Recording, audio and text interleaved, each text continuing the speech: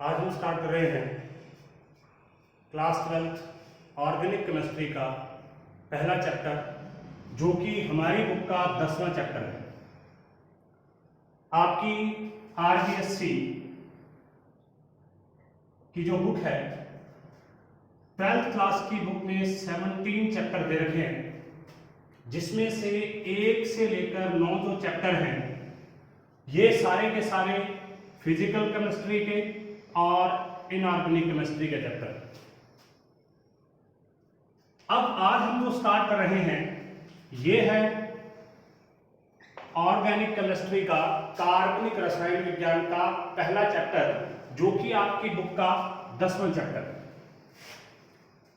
इसका नाम है हैलोजन व्युत्पन्न, हैलोजन डेरिवेटिव। अब सबसे पहले हमें यह पता होना चाहिए कि ये चैप्टर कितने नंबर का है। काफी बड़ा चैप्टर है और ये चैप्टर आपके सिलेबस में है 4 नंबर। लेसन 10 4 नंबर का, उसके बाद 11, 12, 13 इस तरीके से 5 लेसन यहाँ पर जो है वो ऑर्गेनिक केमिस्ट्री के हैं, और उसके बाद जो एक लास्ट लेसन आएगा वो आएगा दैनिक जीवन में रसायन का, मतलब हम जो डेली लाइफ है उसके अंदर केमिस्ट्री का किस प्रकार से उपयोग कर सकते हैं। तो आज हम स्टार्ट कर रहे हैं हैलोजन व्युत्पन्न। हैलोजन व्युत्पन्न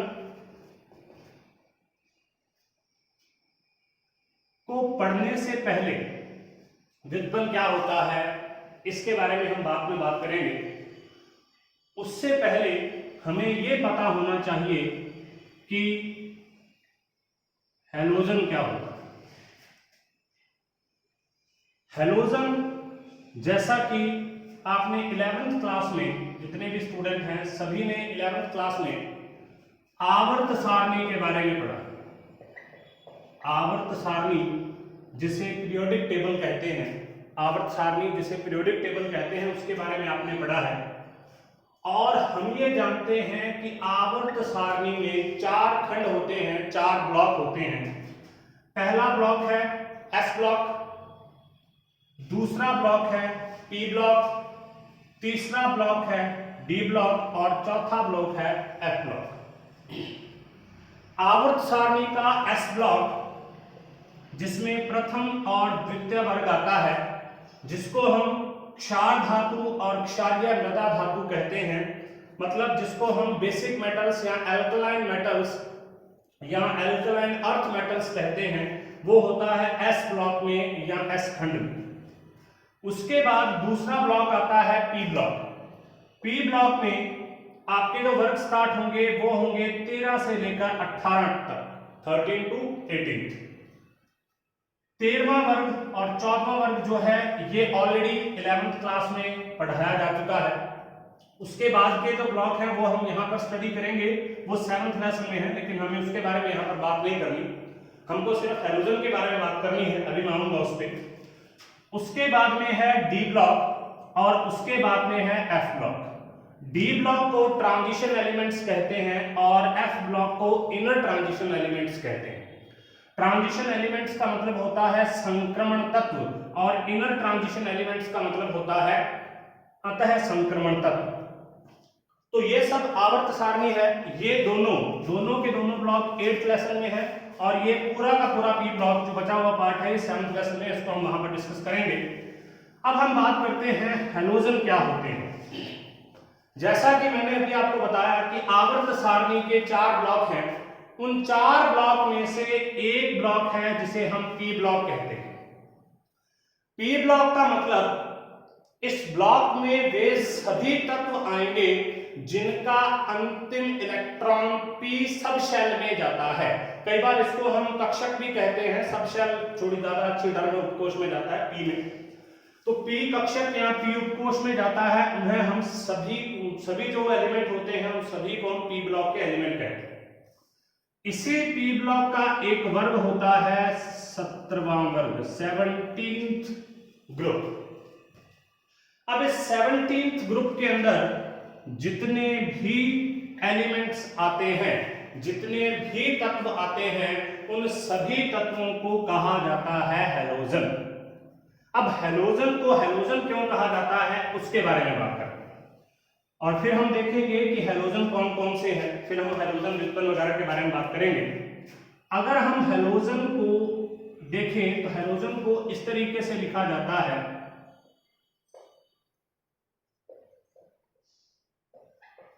हैलोजन। हैलोजन को अलग अलग तोड़ा जाए तो एक बनता है हैलो और एक बनता है जन। हैलो का सामान्य अर्थ होता है साल्ट, साल्ट को हम बोलते हैं लवण, और जन का अर्थ होता है फॉर्मेशन। फॉर्मेशन का मतलब होता है उत्पन्न करना, उत्पन्न करना या बनाना। तो अभी हम हैलोजन के बारे में बात कर रहे हैं। हैलोजन में हैलो और जन अलग अलग चीजें हैं, जिसमें हैलो का अर्थ होता है साल्ट या लवण और जन का अर्थ होता है फॉर्मेशन या उत्पन्न करना। तो इसका मतलब वे सभी तत्व हैलोजन कहलाते हैं, वे सभी तत्व हैलोजन कहलाते हैं जो लवण निर्माण करते हैं। वे सभी तत्व हैलोजन कहलाते हैं जो लवण निर्माण करते हैं, या हम ये कह सकते हैं कि लवण निर्माण करने वाले तत्वों को हैलोजन कहा जाता है। अब साल्ट या लवण कौन कौन से होते हैं उसमें देखिए, एग्जाम्पल है NaCl, सबसे बेसिक एग्जाम्पल साल्ट का। इसको कॉमन साल्ट बोलते हैं, टेबल सॉल्ट बोलते हैं, जो घरों में खाने के लिए यूज किया जाता है। उसके बाद दूसरा है पोटेशियम क्लोराइड KCl। अब यहां पर ये हैलोजन है, ये इस मेटल के साथ में, धातु के साथ में मिलेगा और किसका निर्माण कर देगा, लवण का निर्माण कर देगा। तो इस पूरे के पूरे को बोलते हैं साल्ट या लवण, और इसका निर्माण किसकी वजह से हुआ है, इस क्लोरीन की वजह से हुआ है, अतः इसको कहते हैं हैलोजन। तो इसका मतलब हैलोजन क्या है, वे तत्व जो कि लवण निर्माण करते हैं या एक ऐसे वर्ग में पाए जाने वाले तत्व जो सभी के सभी तत्व लवण निर्माण कर सकते हैं, उन्हें हम हैलोजन कहते हैं। और इस पूरे के पूरे 17th ग्रुप को हैलोजन ग्रुप कहा जाता है या हैलोजन कहा जाता है। अब हम देखते हैं कि मुख्य मुख्य हैलोजन हैं कौन कौन से, और उसके आधार पर आगे हम हैलोजन डेरिवेटिव्स के बारे में बात करेंगे, हैलोजन व्युत्पन्न के बारे में बात करेंगे। सबसे पहले अगर हम हैलोजन के बारे में बात करें, सबसे पहले तो इनका वर्ग है 17वां। पहला हैलोजन है फ्लोरीन, दूसरा हैलोजन है क्लोरीन, तीसरा हैलोजन है ब्रोमीन, चौथा हैलोजन है आयोडीन और पांचवा है एस्टेटिक।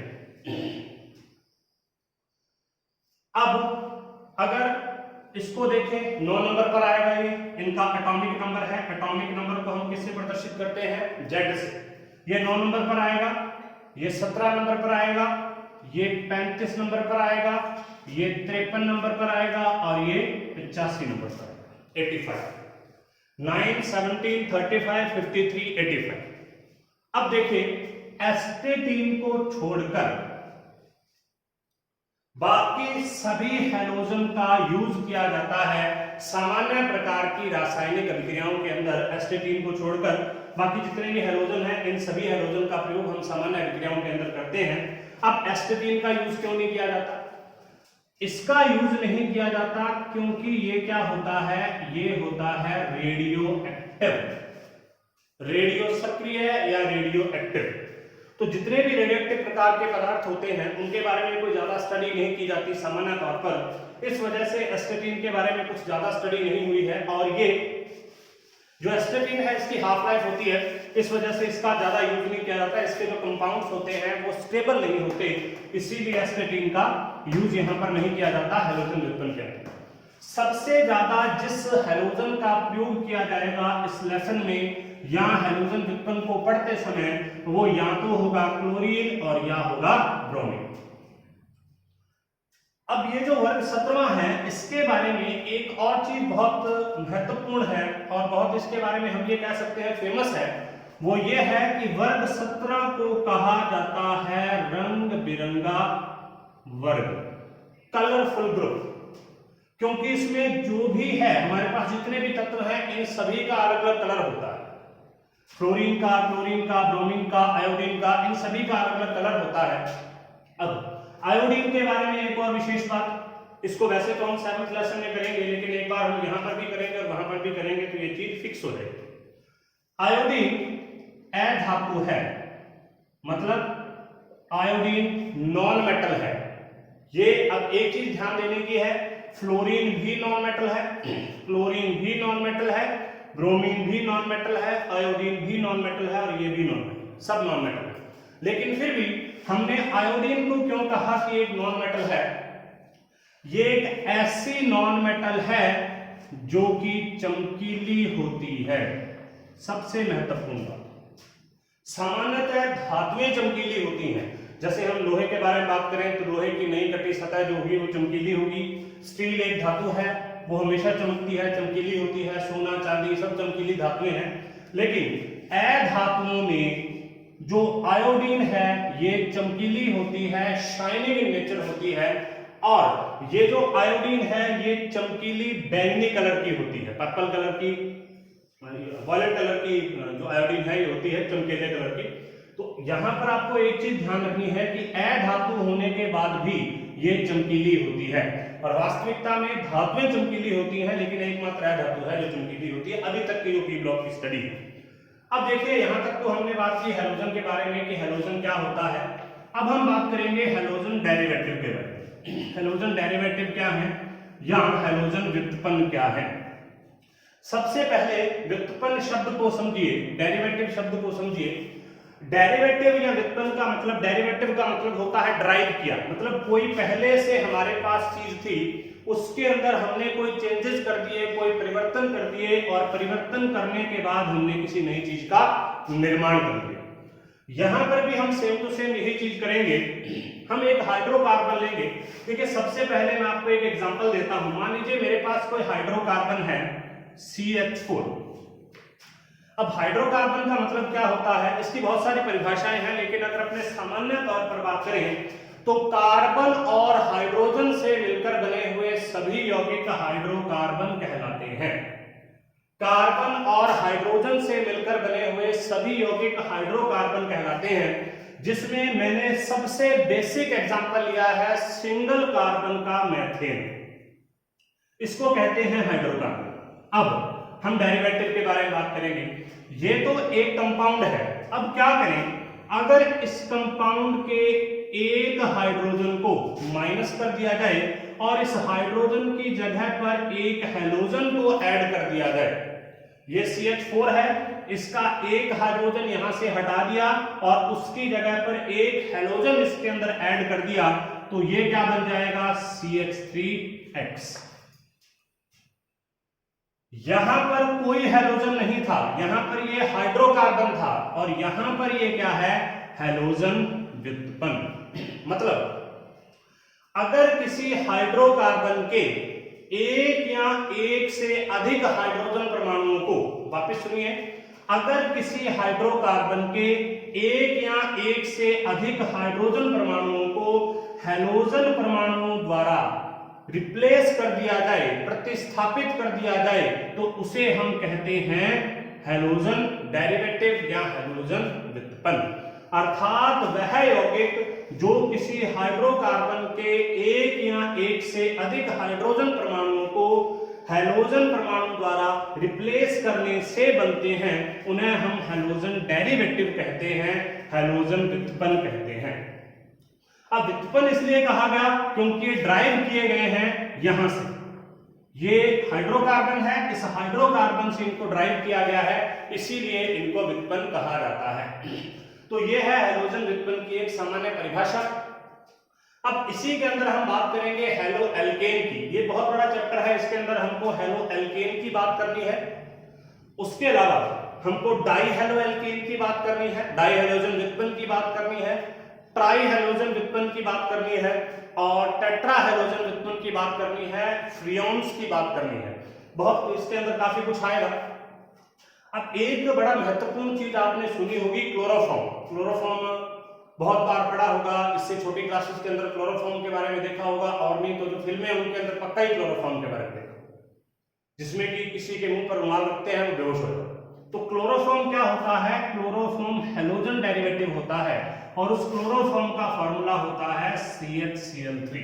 क्लोरोफॉर्म हैलोजन डेरिवेटिव, ये ट्राई हैलोजन डेरिवेटिव है, ये आएगा। इसका निर्माण कैसे होता है, इसका यूज कहां किया जाता है, सब कुछ आएगा। लेकिन उससे पहले हमको हैलो एल्केन के बारे में स्टडी करनी है।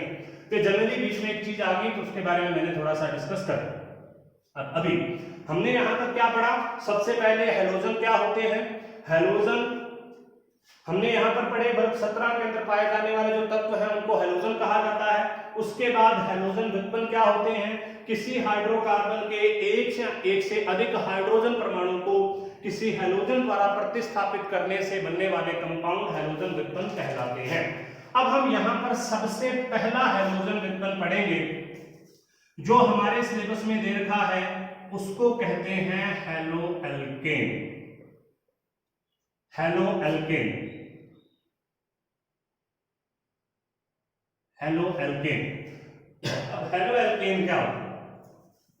हैलो एल्केन का मतलब ये होता है जब किसी संतृप्त हाइड्रोकार्बन की, सैचुरेटेड हाइड्रोकार्बन, सैचुरेटेड जो हाइड्रोकार्बन होता है, संतृप्त जो हाइड्रोकार्बन होता है जिसमें कार्बन सिंगल बॉन्ड कार्बन होता है, उसको हम क्या कहते हैं? उसको हम कहते हैं एल्केन। अब एल्केन जो है, एल्केन का सामान्य फॉर्मूला क्या है? सबसे पहले तो वो देखिए, एल्केन का सूत्र होता है CnH2n+2। CnH2n+2 ये एल्केन का सामान्य सूत्र है। इससे हम कुछ बनाते हैं। सबसे पहला कंपाउंड ही इसका बनाते हैं। N का मतलब है नंबर ऑफ कार्बन। तो मान लीजिए हमारे पास नंबर ऑफ कार्बन 1 है।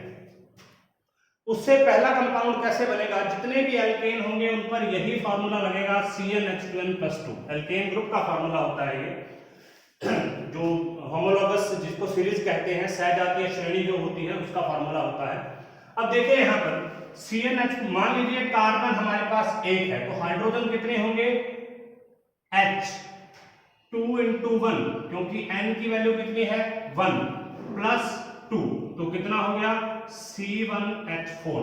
इसको हम कैसे लिख सकते हैं? CH4। इसीलिए इसको कहा जाता है मेथेन। सिंगल कार्बन होती है मैथ, और एल्केन के लिए जो सफिक्स यूज किया जाता है, जो अनुलग्न यूज किया जाता है, वो होता है एन। तो इस वजह से ये बनता है मैथ + एन, मेथेन। ठीक है, तो ये इसका फॉर्मूला है एल्केन का। जितनी भी एल्केन की श्रेणी होंगी इसकी होमोलॉगस सीरीज चलेगी। कार्बन CH2 जुड़ता जाएगा। 10th क्लास के अंदर जिसको आप सहजातीय श्रेणी कहते हो वही होमोलॉगस सीरीज होती है इसकी। तो यहाँ पर CH2 जुड़ता जाएगा और अगले कंपाउंड बनते रहेंगे। तो सबसे पहला मैंने एग्जांपल दिया। अब मान लीजिए आपको ये पता करना है कि एल्केन है या नहीं, वो इस फॉर्मूले में फिट बैठना चाहिए। अगर एल्केन है तो मान लीजिए आपके पास में एक कंपाउंड है, वो लिखा हुआ है C4H9, ऐसा लिख दो। यहां कुछ नहीं लिखा, यहां कुछ नहीं लिखा, हमको सिर्फ ये चेक करना है कि क्या ये एल्केन है या नहीं। तो फॉर्मूले में देखो, कार्बन कितनी है? N = 4 दिया गया है। तो हाइड्रोजन कितनी होनी चाहिए? H2 × 4 + 2। तो इसका मतलब हाइड्रोजन कितनी होनी चाहिए? 10। लेकिन यहां पर हाइड्रोजन कितनी है? 9। तो इसका मतलब ये एल्केन नहीं है। तो इसका जो एल्केन होगा वो कौन सा होगा? वो होगा C4H10। C4H10। अब हम वापस आते हैं हेलो एल्केन पे, क्योंकि हेलो एल्केन होते क्या है? जब किसी एल्केन के या संतृप्त हाइड्रोकार्बन के एक या एक से अधिक हाइड्रोजन परमाणुओं को, जब किसी एल्केन या संतृप्त हाइड्रोकार्बन के एक या एक से अधिक हाइड्रोजन परमाणुओं को किसी हैलोजन द्वारा प्रतिस्थापित कर दिया जाए तो प्राप्त होने वाला यौगिक हैलो एल्केन कहलाता है। जब किसी एल्केन या संतृप्त हाइड्रोकार्बन के एक या एक से अधिक हाइड्रोजन परमाणुओं को किसी हैलोजन द्वारा प्रतिस्थापित कर दिया जाए तो प्राप्त होने वाला यौगिक हैलो एल्केन कहलाता है। फॉर एग्जाम्पल, अगर हमारे पास CH4 है, इसका एक हाइड्रोजन अभी जो हमने किया था, एक हाइड्रोजन माइनस कर दिया, एक X प्लस कर दिया, तो क्या बन गया CH3X। ये क्या है हेलो एल्केन, जिसको हम क्या कह सकते हैं हेलो मेथेन। जबकि जब हमें यहां पर हैलोजन का ना पता हो, X की जगह पर कुछ भी हो सकता है, X की जगह पर फ्लोरीन भी हो सकता है, क्लोरीन भी हो सकता है, ब्रोमीन भी हो सकता है, आयोडीन भी हो सकता है। फ्लोरीन सामान्यतः नहीं होता, आयोडीन भी सामान्यतः नहीं होता, यहाँ पर क्लोरीन और ब्रोमीन सर्वाधिक पाए जाते हैं, तो उन्हीं के बारे में हम बात करेंगे। सबसे पहला हेलो एल्केन, जिसको हेलो मेथेन कहते हैं, वो हमने यहाँ पर देखा। अब इसका दूसरा एग्जांपल देखिए, मान लीजिए हमारे पास ये है C2H6। C2H6 दो कार्बन है, दो कार्बन को कहा जाता है एथेन। दो कार्बन का जो ग्रुप होता है उसको एथेन कहते हैं। अब इसमें हमने एक हाइड्रोजन को तो निकाल दिया और एक हैलोजन को प्लस कर दिया, इससे ये क्या बनेगा C2H5X। C2H5X, ठीक है। तो यहां पर C2H6 होता है ऐसे, देखिए CH3 सिंगल बॉन्ड है, तो C2H5X बन जाएगा। इसको हम क्या कहेंगे, दो कार्बन है, हैलोजन है, तो ये क्या होगा हेलो एथेन, ठीक है। अभी तक हमने बात की हैलोजन क्या होता है, हैलोजन डेरिवेटिव्स क्या होते हैं, हैलोजन डेरिवेटिव की परिभाषा क्या है, हेलो एल्केन की परिभाषा क्या है, और उनको किस तरीके से प्राप्त किया जाता है। अब हम हेलो एल्केन के सामान्य सूत्र के बारे में बात करेंगे और उसके बाद हम बात करेंगे हेलो एल्केन के नामकरण के बारे में। देखिए, हेलो एल्केन का सामान्य सूत्र क्या होता है या उसको प्रदर्शित करने के तरीके क्या होते हैं। सामान्य सूत्र का मतलब होता है जनरल फॉर्मूला, सामान्य सूत्र। देखिए, अगर हम एल्केन के बारे में बात करें तो एल्केन का जनरल फॉर्मूला होता है CnH2n+2।